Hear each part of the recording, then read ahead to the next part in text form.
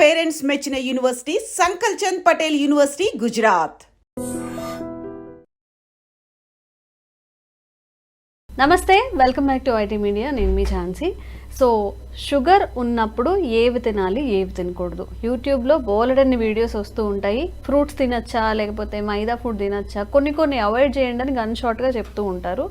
ఈరోజు అన్నీ కలిపి ఒక్కసారి ఫ్రూట్స్లో ఏవి అవాయిడ్ చేయాలి, ఈ చపాతీలు తినేటప్పుడు ఎలా తినాలి, అంటే కొంతమంది డైట్ చేయమన్నారు కదా అని 2 చపాతీలు తినే దగ్గర ఒక 10 చపాతీలు తినేసి మళ్ళీ మాకు ఇంకా తగ్గలేదని చెప్తుంటారు. కాబట్టి షుగర్కి ఎలాంటి ఆహార పదార్థాలు తీసుకోవాలి, ఎలాంటివి అవాయిడ్ చేయాలో ఒక గన్ షాట్కి ఒక ఇన్ఫర్మేషన్ ఇచ్చే ప్రయత్నం చేస్తున్నాం. ప్రస్తుతం అంతా ఉన్నారు బృహత్ ఆయుర్వేద హాస్పిటల్ నుంచి జనరల్ ఫిజిషియన్ లక్ష్మి గారు. నమస్తే మ్యామ్. నమస్తే. చాలా ఆదరిస్తున్నారు నిజంగా. చాలా కామెంట్స్ వస్తున్నాయి మనకి, ఇవి ట్రై చేస్తున్నామని కానీ, లేకపోతే ఇంకా మాకు ఈ డిసీజెస్ ఉన్నాయని కానీ. ఇప్పుడు మన ఇండియాలో చూసుకుంటే షుగర్ అనేది పెద్ద భూతం, ప్రతి ఇంట్లో ఒక పేషెంట్ ఉన్నారు. సో ఈ షుగర్ ఉన్నప్పుడు మనం ఎలాంటి ఆహార పదార్థాలు తినాలి, ఫస్ట్ దీని గురించి మాట్లాడుకుందాం. ఓకే, జనరల్గా ఏంటి అంటే షుగర్ బేస్ ఏముంటుంది, మోస్ట్లీ కలరిక్ డైట్ ఒకటి మెయిన్ ఉంటుంది.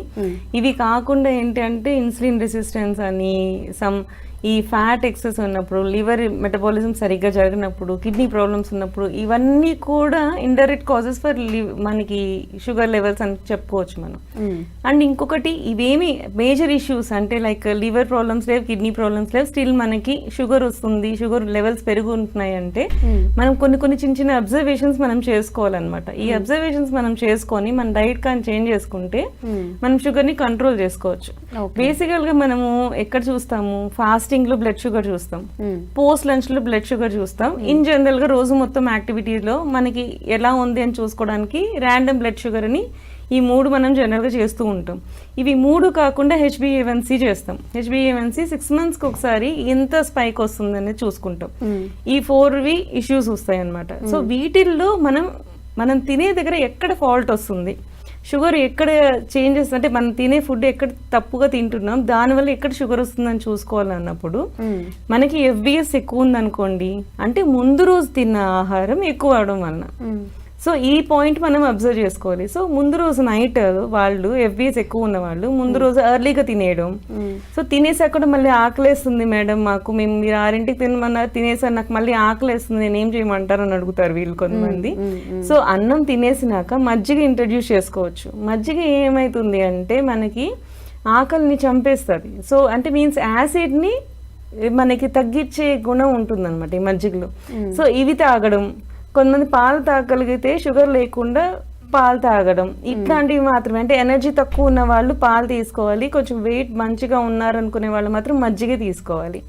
సో ఇట్లాంటిది ఇవి ఇంట్రడ్యూస్ చేస్తుంటే మీకు ఆకలి తగ్గుతుంది, సో మీకు బాడీ కూడా సెట్ అవుతుంది. నెక్స్ట్ పోస్ట్ లంచ్ ఏంటి, మనం అన్నం తిన్నాక 1.5 hour కి షుగర్ స్పైక్స్ రావడం. సో వీళ్ళకి ఏంటంటే కొంతమందికి ఫాస్టింగ్ బాగానే ఉంటుంది, ఫాస్టింగ్ కొంచెం 130, 140 అట్లా ఉంటుంది, బట్ అదే 110 అలా రేంజ్లోనే ఉండి పోస్ట్ లంచ్ వచ్చేసరికి 200, 300కి వెళ్ళిపోతూ ఉంటుంది. 200 కూడా ఓకే పోస్ట్ లంచ్, బట్ 300 వరకు కూడా స్పైక్ వెళ్ళిపోతూ ఉంటుంది. వాళ్ళకి ఏంటి ప్రాబ్లం అవుతుంది, నువ్వు బ్రేక్ఫాస్ట్ ఎక్కువ తింటున్నావు అని అర్థం. ఏదైనా సరే మనకి ఒక దాని తర్వాత వస్తుంది అంటే ఆ టైంలో మనం ఏం తిన్నాము దానివల్లే పెరుగుతుందని బేసిక్ నాలెడ్జ్ మనం పెట్టుకుంటే మనకు మనమే వైద్యులం, మనకు మనమే తగ్గించుకోగలుగుతాం, అంతే కదా. ఇప్పుడు బ్రేక్ఫాస్ట్ మనం తగ్గించుకోవాలి, ఎందుకు అంటే పోస్ట్ లంచ్ ఎక్కువ ఉంది కాబట్టి. ఈవెన్ పోస్ట్ లంచ్ అంటే అన్నం తినిన తర్వాత పోస్ట్ లంచ్ కూడా చేస్తారు ఆఫ్టర్ లంచ్. అలా చేసినప్పుడు అక్కడ ఎక్కువ స్పైక్ వస్తుందా, బ్రేక్ఫాస్ట్ తిన్నాక ఒక 1.5 hour కి మళ్ళీ ఒకసారి PLBS చేసుకోండి, లంచ్ అయిపోయాక 1.5 hour కి మళ్ళీ PLBS చేసుకోండి. సో ఈ 2 కూడా చేసుకుంటే మనకి ఏ దగ్గర ఎక్కువ మనం తింటున్నాం అనేది మనకే తెలిసిపోతుంది అనమాట. సో బ్రేక్ఫాస్ట్ తిన్న తర్వాత పోస్ట్ లంచ్ లో మనకి 300 స్పైక్ ఉందనుకోండి, అప్పుడు ఏం చేయాలి, బ్రేక్ఫాస్ట్ ని తగ్గించాలి. బ్రేక్ఫాస్ట్ తగ్గిస్తే మరి ఆకలేస్తుంది కదా, మరి ఎలా చేయాలి. సో ఇన్ జనరల్ గా ఏంటంటే దీంట్లో మనం కెలరీ కాన్షియస్ గా వచ్చేయాలి. So A combination of foods మనం తీసుకుంటున్నాం, ఇడ్లీ తింటున్నాం, చట్నీ వేసుకుంటున్నాం, పీనట్ చట్నీ, కొబ్బరి చట్నీ, ఇవి. సో మనం ఇక్కడ ఏం చేయాలి అంటే ఇడ్లీలో మనకి క్యారెట్ కానీ కొత్తిమీర కానీ, సో దాన్ని ఫిల్ చేసేలాగా వెజిటబుల్స్ అలా తీసుకోవచ్చా? చాలా వీడియోస్ ఇప్పుడు చూపిస్తున్నారు. లేదు, తీసుకోవచ్చు.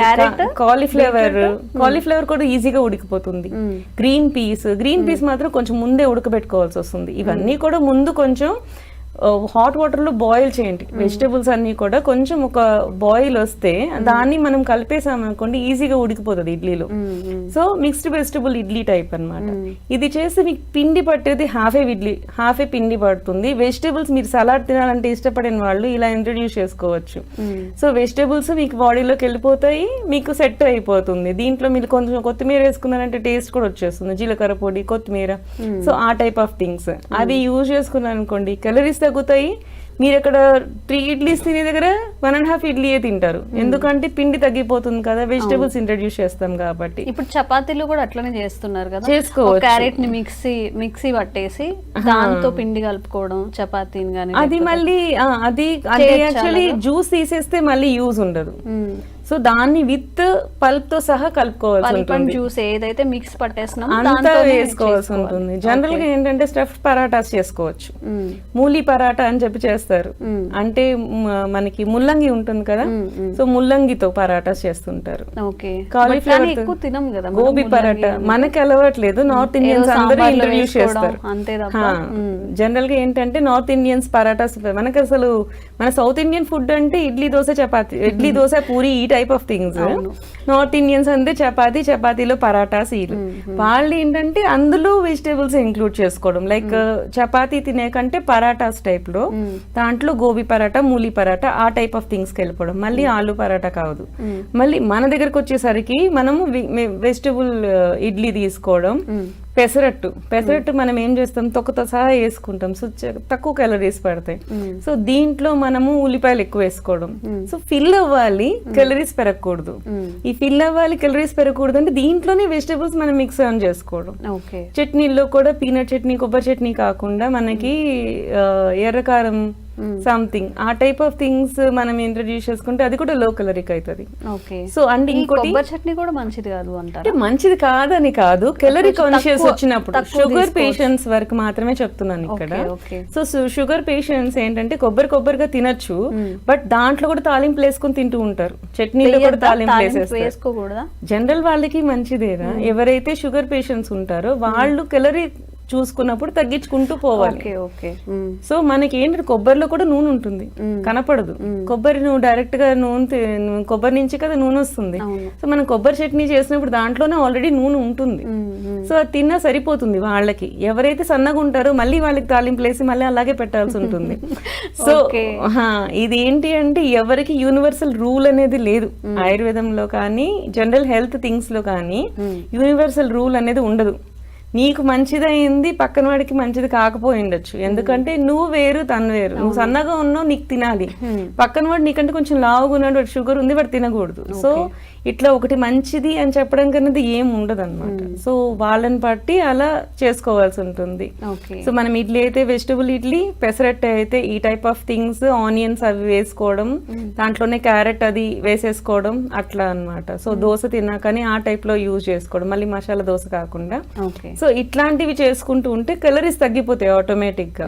సో విడిగా కూడా మనం తినొచ్చు, ఇడ్లీస్ తగ్గించుకొని సలాడ్ యాడ్ చేసుకొని కూడా తినొచ్చు. ఎవరికైతే సలాడ్ ఇష్టం ఉండదో వాళ్ళకి ఆల్టర్నేట్ చెప్తున్నాను ఇప్పుడు నేను. సో నెక్స్ట్ పోస్ట్ లంచ్ లో కూడా కొంతమందికి షుగర్ స్పైక్ ఉంటుంది. టిఫిన్ తిన్నా కూడా బాగానే ఉంటుంది షుగర్ లెవెల్స్, కానీ అన్నం తిన్నాక పెరుగుతుంది. సో అన్నం తిన్నాక పెరిగినప్పుడు వాళ్ళు ఏం చేయాలి? సో వాళ్ళు ఏంటంటే the best food Indian food అంటే sambar. Madras sambar, any kind of sambar, ముల్లంగి సాంబార్ అండ్ మునక్కాయ సాంబార్, అన్ని vegetables. It's very very filling. నువ్వు కొంచెం అన్నం తిను, సాంబార్ వేసుకొని తిను, కడుపు నిండిపోతుంది. సో సాంబార్ కూడా తాగేస్తారు కొంతమంది. సో అట్లా కూడా నీకు కడుపు నిండిపోతుంది, క్యాలరీస్ తగ్గిపోతాయి. సో ఇట్లాంటి చిన్నవి అన్నమాట. సో మనము అవి ఇంట్రడ్యూస్ చేసుకుంటే ఆటోమేటిక్ గా మన పొట్టకి నిండుగా అనిపిస్తుంది, ఆకలి వేయదు, నీకు పోస్ట్ లంచ్ షుగర్ స్పైక్స్ ఏవైనా ఉన్నాయో అవి తగ్గుతాయి అనమాట.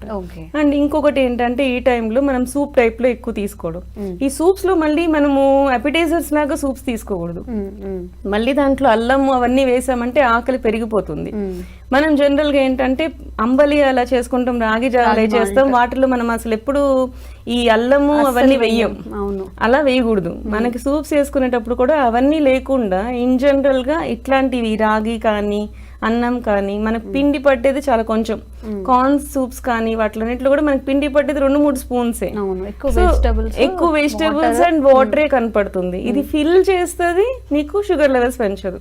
సో ఇట్లా అన్నమాట, నీకే తెలిసిపోతుంది. జనరల్ గా ప్రకృతిని బయట ఇక్కడ ఏ జంతువుకి ఎవరికి వైద్యులు ఉండరు, వాటికే తెలుసుకుంటుంటాయి. సో మనకి బాడీకి కూడా మనకి తెలిసిపోతూ ఉంటుంది. సో ఎక్కడ హీల్ చేసుకోవచ్చు, ఎలా హీల్ చేసుకోవచ్చు అని మన హింట్స్. కాకపోతే మనం ఒకసారి కూర్చొని మనం మెసేజ్ చేసుకోవాలి, మన రిపోర్ట్స్ ని మనం మెసేజ్ చేసుకోవాలి, ఎక్కడ మనకి తేడా వస్తుంది. సో అక్కడ మనం ఏం చేసుకోగలుగుతాము, ఇట్లాంటి చిన్న చిన్న టిప్స్ మనం యాడ్ ఆన్ చేసుకుంటా కెలరీ కాన్షియస్ గా ఉంటే ఆటోమేటిక్ గా మీకు షుగర్ లెవెల్ సెట్ అయిపోతూ ఉంటాయి. మనం బ్రేక్ఫాస్ట్ మాట్లాడడం, లంచ్ మాట్లాడడం, డిన్నర్ గురించి వచ్చినప్పుడే ఫాస్టింగ్ వస్తుంది. మనం వెనక నుంచి ముందుకు వచ్చాం. డిన్నర్ ఎక్కువ తీసుకుంటేనే ఫాస్టింగ్ బ్లడ్ షుగర్ ఎక్కువ అవుతుంది. సో డిన్నర్ లో చూసినప్పుడు మనకి ఏంటి అంటే అసలు అవాయిడ్ చేయండి డిన్నర్. 2 మీల్స్ తీసుకోండి. 2 మీల్స్ తీసుకోలేనప్పుడు డిన్నర్కి వచ్చినప్పుడు ఏదో ఒకటి సాలిడ్ గా తినాలి, 6 o'clock తినాలి అంటే గోధుమ రవ్వ ఉప్మా ఇట్లాంటివి. సో అది కూడా లో కెలరిక్ గానే వెళ్ళిపోండి. లేకపోతే కొంచెం అన్నము, మజ్జిగ అన్నం తినండి. ఎక్కువ మజ్జిగ. ఇప్పుడు గట్ హెల్త్, ప్రోబయోటిక్ ఇలాంటివి బాగా వస్తున్నాయి కదా.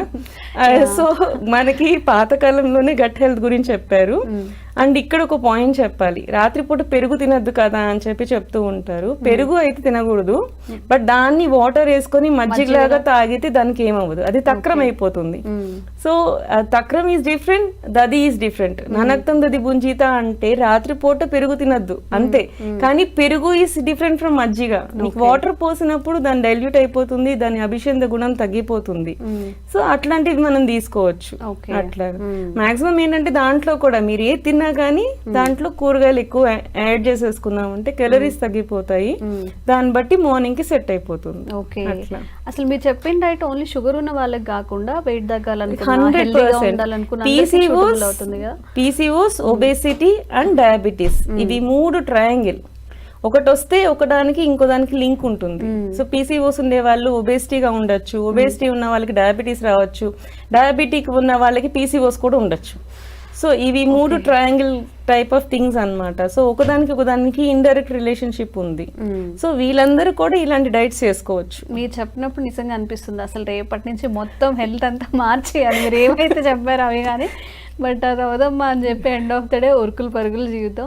సో ఎవరైనా కానీ హెల్త్ కాన్షియస్గా ఉండాలి. షుగర్ ఉన్నప్పుడు డైట్ మంచిగా ఫాలో అవ్వాలన్నప్పుడు అన్నీ మన సౌతర్న్ స్టైల్లోనే చెప్పారు. ఇడ్లీలో కొంచెం వెజిటబుల్స్ యాడ్ చేసుకోవడం, రైస్లో కొంచెం ఈ సాంబార్ ఇలాంటివి అంటే స్టమక్ ఫుల్గా అనిపించేలాగా తినేయడం అనమాట. సో తప్పకుండా ట్రై చేయండి. షుగర్ ఉన్న వాళ్ళు ఒక ప్రత్యేక స్థానం అండి మీ అందరికీ కూడా. మీ హెల్తే మా మెయిన్ కాన్సెప్ట్ కాబట్టి ఈ డైట్ని తప్పకుండా ట్రై చేసి చూడండి. మీకు ఎలా అనిపించిందో కామెంట్స్ చేయండి. ఇంకెలాంటి సమస్యలు మీరు ఫేస్ చేస్తున్నారని కామెంట్స్ చేయండి. తప్పకుండా దాని మీద కూడా వీడియో చేసే ప్రయత్నం చేస్తాం. Thank you ma'am. Thank you. Sir, one life lesson what medicine has taught you. Whatever you can do without expecting.